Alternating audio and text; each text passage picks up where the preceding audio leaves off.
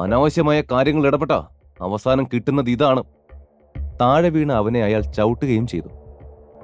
അപ്പോഴേക്കും കവർച്ചക്കാരുടെ സംഘത്തിന്റെ ലീഡർ തന്റെ ആളുകളുടെ നേരെ തിരിഞ്ഞു പറഞ്ഞു, നിങ്ങളെല്ലാവരും പോയി ബാഗിൽ ക്യാഷ് എടുത്തു വാ. എന്തായാലും ആ മാനേജറുടെ കയ്യിൽ ഉണ്ടാവും ലോക്കറിന്റെ കീ. അവന്റെ പോക്കറ്റ് തപ്പിയെടുക്കാൻ നോക്ക്. അയാൾ ആജ്ഞാപിച്ചതും കൂട്ടാളികൾ പെട്ടെന്ന് പ്രവർത്തിച്ചു. ഏതാനും മിനിറ്റുകൾക്ക് ശേഷം 5 പേരും 5 ചാക്കുകൾ നിറയെ പണവുമായി വന്നു. അവർ പുറത്തുപോയ ആശ്വാസത്തിൽ മറ്റുള്ളവർ നെടുവീർപ്പെട്ടു. അപ്പോഴാണ് ഒരു ശബ്ദം കേട്ടത്. അയ്യോ, അവർ എന്റെ മോനെ കൊണ്ടുപോകുന്നു, ആരെങ്കിലും അവനെ രക്ഷിക്കൂ.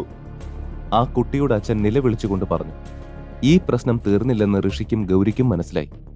ഋഷി, ആർ യു ഓക്കേ? ഗൗരി ആശങ്കയോടെ ചോദിച്ചു. I M okay. അവൻ അതും പറഞ്ഞുകൊണ്ട് ഷർട്ട് വലിച്ചു കീറി തലയിൽ കെട്ടി രക്തം ഒലിക്കുന്നത് തടഞ്ഞു. ഗൗരി, സമയം കളയാനില്ല, പെട്ടെന്ന് തന്നെ അവരെ ഫോളോ ചെയ്യണം. എങ്കിൽ മാത്രമേ ആ കുട്ടിയെ രക്ഷിക്കാൻ കഴിയൂ. ഋഷിൻ എന്തോ ചിന്തിച്ചുകൊണ്ട് പറഞ്ഞു. അവൻ അവിടെയുള്ള ബാങ്ക് ജീവനക്കാരെ തിരിഞ്ഞു നോക്കി. നിങ്ങളെല്ലാവരും എന്താ നോക്കി നിൽക്കുന്ന? പെട്ടെന്ന് തന്നെ നിങ്ങളുടെ മാനേജറെ ഹോസ്പിറ്റലിൽ കൊണ്ടുപോകാനുള്ള കാര്യങ്ങൾ നോക്ക്. അവൻ അത് പറഞ്ഞതും ബോധം വന്ന പോലെ അവർ മാനേജരെയും കൂട്ടി കാറിനടുത്തേക്ക് ഓടി. ഋഷി, അവന്മാരെ ഞാൻ നോക്കിക്കൊള്ളാം. നീ ഇവരുടെ കൂടെ ഹോസ്പിറ്റലിൽ പോ. നിന്റെ തലയിൽ നല്ല മുറിവുണ്ട്. ഗൗരി അവനോട് പറഞ്ഞു. ഞാൻ നിന്നോട് പറഞ്ഞതല്ലേ ഗൗരി, എനിക്ക് കുഴപ്പമൊന്നുമില്ല, നീ വാ. അതും പറഞ്ഞ് അവൻ വാതിലിന് നേരെ നടന്നു. അപ്പോഴേക്കും ഗൗരി ട്രെയിൽ നിന്ന് അവളുടെയും ഋഷിന്റെയും ഫോൺ എടുത്തു.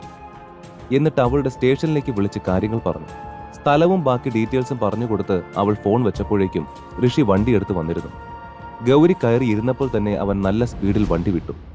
ഋഷി, ആ കുട്ടി തീരെ ചെറുതാണ്. അവനെ രക്ഷിച്ചാലും ഇത് അവന്റെ മെന്റൽ ഹെൽത്തിനെ കാലാകാലം ബാധിക്കുമെന്ന് എനിക്ക് പേടിയുണ്ട്. ഗൗരി ആശങ്കയോടെ പറഞ്ഞു. എനിക്ക് മനസ്സിലാവും ഗൗരി. എന്തായാലും പോലീസ് അവരെ പിന്തുടരുമെന്ന് അവർക്കറിയാം. നിങ്ങളെ ഭയപ്പെടുത്താനാണ് അവർ ആ കുട്ടിയെ കിഡ്നാപ്പ് ചെയ്തത്. അവർക്ക് ആ സമയം രക്ഷപ്പെടാൻ വേറെ വഴിയില്ലായിരുന്നു. അവരാ കുഞ്ഞിനെ ഒന്നും ചെയ്യില്ലെന്ന് പ്രതീക്ഷിക്കാം നമുക്ക്. ഋഷിൻ ശാന്തമായി കാര്യങ്ങൾ പറഞ്ഞു. ഗൗരി, നീ ഉടനെ കൺട്രോൾ റൂമിൽ വിളിച്ച് CCTV ക്യാമറകളെല്ലാം ചെക്ക് ചെയ്യാൻ പറ. അങ്ങനെയാണെങ്കിൽ അവർ ഏത് വഴിയിലൂടെയാണ് പോയെന്ന് നമുക്ക് പെട്ടെന്ന് കണ്ടെത്താം. അതുപോലെ ബാക്കപ്പ് പോലീസിനോട് പെട്ടെന്ന് എത്താൻ പറ, അല്ലെങ്കിൽ ആ കുട്ടിയെ രക്ഷിക്കാൻ സാധിക്കില്ല. ഋഷിൻ അവളോട് പറഞ്ഞു. എനിക്കറിയാം ഋഷിൻ, അതെല്ലാം ഞാൻ ചെയ്തോളാം.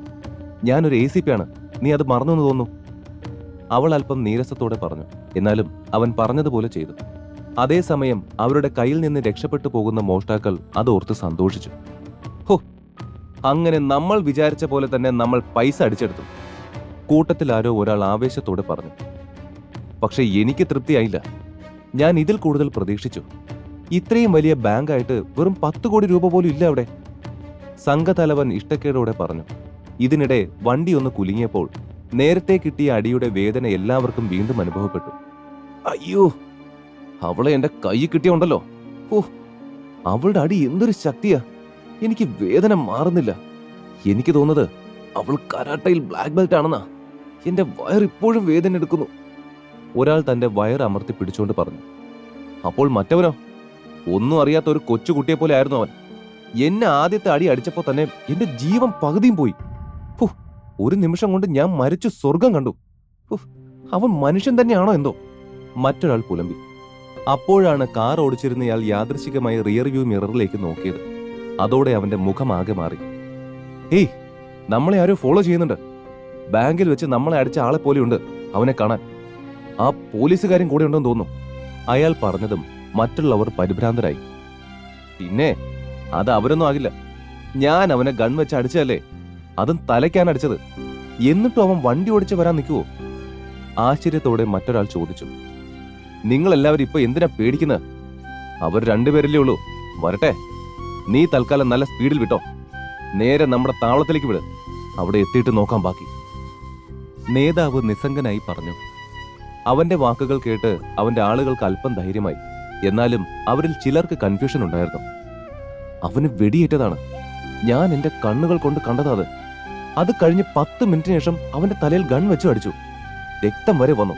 എന്നിട്ടും അവൻ എങ്ങനെ ഒന്നും സംഭവിക്കാത്ത പോലെ ഇങ്ങനെ വരും? ആ ചോദ്യം അവർക്കിടയിൽ വീണ്ടും വന്നു. നമ്മുടെ പിറകെ വന്നിട്ട് അവൻ ഇനി നമ്മളെ ആരെങ്കിലും കൊല്ലുവോ? പെട്ടെന്ന് ആരോ ചോദിച്ചു. അവൻ ആരെയും കൊല്ലാൻ പോകുന്നില്ല. ഞാൻ നേരത്തെ പറഞ്ഞ നിങ്ങൾ എല്ലാവരും മറന്നോ? അവരുടെ ലീഡർ അല്പം ദേഷ്യത്തോടെ അവർക്ക് നേരെ തിരിഞ്ഞു ചോദിച്ചു. ഒരുപക്ഷെ അവർ എന്തിനെങ്കിലും വന്നാലും നമ്മുടെ കയ്യിൽ ഈ കൊച്ചുണ്ട്. ഇതാണ് നമ്മുടെ തുറുപ്പ് ചീട്ട്. ഇതിനെ ആദ്യം ഒന്ന് മെരുക്കിയെടുക്കാൻ നോക്ക്. നേതാവ് പറഞ്ഞതും അവർ സമ്മതിച്ചു. അതേസമയം ഋഷിനും ഗൗരിയും ആ കാറിന് പിന്നാലെ യാത്ര തുടർന്നു. ഋഷി, കുറച്ചുകൂടി സ്പീഡിൽ വിട്, ആ വണ്ടി നമ്മൾ മിസ് ചെയ്യരുത്. ഗൗരി തിടുക്കപ്പെട്ടു. നീ പേടിക്കണ്ട, അവരെ നമ്മൾ മിസ് ചെയ്യില്ല, ഋഷിൻ ദൃഢമായി പറഞ്ഞു. അവൻ കാറിന്റെ സ്പീഡൊന്ന് കൂട്ടി. അവന്റെ കാർ അപ്പോഴാണ് ഗൗരി ശ്രദ്ധിക്കുന്നത്. അവൾ അത് കണ്ട് അമ്പരന്നു. ഈ കാറിന് ആ കൊള്ളക്കാർ അടിച്ചു മാറ്റിയ പണത്തേക്കാൾ വിലയുണ്ട്. ഇതിനെപ്പറ്റി ഋഷിനോട് ചോദിക്കണമെന്നുണ്ടെങ്കിലും അത് ചോദിക്കാനുള്ള സാഹചര്യമില്ലാത്തതിനാൽ അവൾ മിണ്ടാതെ നിന്നു. അതിനിടെ അവർ പോകുന്ന റൂട്ട് ശ്രദ്ധിച്ച ഋഷിൻ പറഞ്ഞു, അവർ ബീച്ചിലേക്ക് പോകുന്ന വഴിയാണ്. എനിക്ക് തോന്നുന്നത് അവിടെ ചെന്നിട്ട് ബോട്ടിൽ കയറി രക്ഷപ്പെടാനായിരിക്കും അവരുടെ പ്ലാൻ. നിന്റെ ടീമിന് ഇൻഫോം ചെയ്യ്. നമ്മൾ ബീച്ച് റോഡിലാണെന്ന് അവരോട് എത്രയും പെട്ടെന്ന് ഇങ്ങോട്ട് എത്താൻ പറ. ഋഷിൻ അവളോട് പറഞ്ഞപ്പോൾ അവൾ ശരിയെന്ന് തലകുലുക്കി. 2 മിനിറ്റിനുള്ളിൽ നമുക്ക് അവരെ പിടിക്കാം. പക്ഷേ ആ കാറിൽ ആ കുട്ടിയുള്ളതാണ് പ്രശ്നം. അത് പറയുമ്പോൾ ഋഷിന്റെ ശബ്ദം ആശങ്കാജനകമായിരുന്നു. അവനെ നോക്കിയ ഗൗരി അവന്റെ അരയിൽ രക്തക്കറ കണ്ട് ചോദിച്ചു, ഋഷി, നീ ഇത് എങ്ങനെ സഹിക്കുന്നു? അത്യാവശ്യം നല്ല പരിക്കുണ്ട് നിനക്ക്. അത് കേട്ട് ഋഷിൻ നിസ്സാരമായി പറഞ്ഞു, ഇതൊന്നും അത്ര വലിയ സീരിയസ് അല്ല. കുറച്ചു സമയം കൂടിയൊക്കെ ഇത് കൈകാര്യം ചെയ്യാൻ എനിക്ക് പറ്റും. ചോദിക്കാൻ പറ്റിയ സമയമാണിതെന്ന് എനിക്കറിയില്ല. പക്ഷെ എനിക്കൊരു കാര്യം അറിയണം. നിനക്ക് വേണമെങ്കിൽ ആ ബുള്ളറ്റ് നിന്റെ ദേഹത്ത് തട്ടുന്നത് തടയാമായിരുന്നു. പക്ഷേ അപകടമാണെന്ന് അറിഞ്ഞിട്ടും നീ എന്തിനാ അങ്ങോട്ട് ചാടി ആ ബുള്ളറ്റ് നിന്റെ മേലെ കൊള്ളിച്ചത്? ഋഷിൻ അവൾക്ക് മറുപടി പറയാതെ തൽക്കാലം മൗനം പാലിച്ചു. മുന്നിൽ പോകുന്ന കൊള്ളക്കാരുടെ കാറ് മിസ്സായി പോകാതിരിക്കാൻ അവൻ ശ്രദ്ധിച്ചു. പെട്ടെന്ന് അവർ കാർ ബ്രേക്കിട്ടു. അത് കണ്ട് ഋഷിനും വണ്ടി നിർത്തി. അപ്പോഴാണ് ഋഷിൻ കാറിന്റെ ഡാഷ്ബോർഡിൽ ആ വള കണ്ടത്. അത് കണ്ടതും അതെടുത്ത് തന്റെ പോക്കറ്റിൽ വെച്ച് അവൻ പെട്ടെന്ന് കാറിൽ നിന്നും ചാടിയിറങ്ങി. മറുവശത്തെ ഡോർ തുറന്ന് ഗൗരിയും ഇറങ്ങി. കാറിൽ നിന്നിറങ്ങി വേഗത്തിൽ ഓടാൻ ശ്രമിച്ച കവർച്ചക്കാർ പെട്ടെന്ന് തിരിഞ്ഞു നോക്കി. 2 പേരും കൊലവിളിയുമായി അവർക്കടുത്തേക്ക് പാഞ്ഞു വരുന്നുണ്ടായിരുന്നു. ഏയ്, അവിടെ നിന്നോ! ഇനി ഒരടി മുന്നോട്ട് വന്നാ ഞങ്ങൾ ഈ കുട്ടിയുടെ കഴുത്ത് വെട്ടും. കൂട്ടത്തിൽ ഒരുത്തൻ ആ ചെറിയ കുട്ടിയുടെ കഴുത്തിൽ കത്തിവെച്ച് ഭീഷണിപ്പെടുത്തി. നിങ്ങൾ 2 പേരും ഇന്ന് അവിടെ ഇല്ലായിരുന്നെങ്കിൽ ഞങ്ങൾ പണവും തട്ടി സുഖമായി രക്ഷപ്പെടുമായിരുന്നു. ഈ സമയത്ത് കിട്ടിയ പൈസ എങ്ങനെ ചെലവാക്കണമെന്നോർത്ത് സന്തോഷിക്കായിരുന്നു ഞങ്ങള്. എല്ലാം നിങ്ങൾക്ക് രക്ഷപ്പെടാൻ വേണ്ടി ഈ കുഞ്ഞിനെയാണോ ഉപയോഗിക്കുന്നത്? കഷ്ടം. ഗൗരി അവരോട് കളിയാക്കി ചോദിച്ചു. ഋഷിൻ അവളുടെ തോളിൽ തട്ടി എന്തോ ആംഗ്യം കാണിച്ച് മെല്ലെ ഒരടി മുന്നോട്ട് വെച്ചു. ശരിയാണ് ഗൗരി, ഇവർക്കൊന്നും ധൈര്യം പോരാ. അല്ലെങ്കിൽ ഒരു കൊച്ചുകുട്ടിയുടെ ജീവൻ എടുക്കാൻ ആലോചിക്കുക, ഋഷിനും ചോദിച്ചു. അവന്റെ സംസാരം കേട്ട് മോഷ്ടാക്കളുടെ മുഖം ദേഷ്യം കൊണ്ട് ചുവന്നു. നീ മിണ്ടരുത്, നീ കാരണമാണ് ഇതെല്ലാം സംഭവിച്ചത്. അവരുടെ നേതാവ് അവന് നേരെ ആക്രോശത്തോടെ അലറി. അവർ വർഷങ്ങളായി നിരവധി കവർച്ചകൾ നടത്തിയിട്ടും ഒരിക്കൽ പോലും എവിടെയും തോറ്റിട്ടില്ല. ഇത്തവണ ഋഷിൻ ഇടപെട്ടതുകൊണ്ട് എല്ലാം താളം തെറ്റി. അതിന്റെ ദേഷ്യം അവരുടെ ഓരോരുത്തരുടെയും മുഖത്ത് പ്രകടമായിരുന്നു. നിനക്കൊരു ബന്ധിയെ മതിയെങ്കിൽ ആ കുട്ടിയെ വിട്ട് എന്നെ ബന്ധിയാക്കിക്കോ. ആ കുട്ടിക്ക് എന്തെങ്കിലും സംഭവിച്ചാൽ പിന്നെ നിങ്ങളുടെ ജീവിതം അതോടെ തീർന്നു, ഋഷിൻ അവരോടായി പറഞ്ഞു. ഇത്തവണ അവന്റെ പ്ലാൻ വർക്കായി. അവൻ പറഞ്ഞത് കേട്ട് ഗൗരി ഞെട്ടി അവനെ നോക്കി. ആഹാ, അങ്ങനെയാണോ നീ പറയുന്നത്? നിന്റെ ആഗ്രഹം അതാണെങ്കിൽ അങ്ങനെ തന്നെ നടക്കട്ടെ, അവരുടെ ലീഡർ തന്റെ ആളുകളെ നോക്കി പറഞ്ഞു. ശേഷം ഋഷിന് നേരെ തിരിഞ്ഞു പറഞ്ഞു, എങ്കിൽ നോക്കി നിൽക്കാതെ വാ, കൈകൾ 2 തലയ്ക്ക് മുകളിലേക്ക് ഉയർത്തി ഇങ്ങോട്ട് വാ.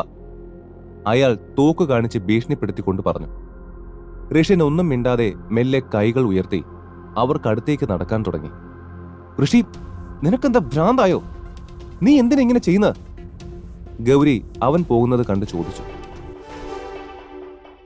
ഈ കഥ തുടർന്ന് കേൾക്കുന്നതിനായി ഇപ്പോൾ തന്നെ പോക്കറ്റ് FM ആപ്പ് ഇൻസ്റ്റാൾ ചെയ്യൂ. Link in description.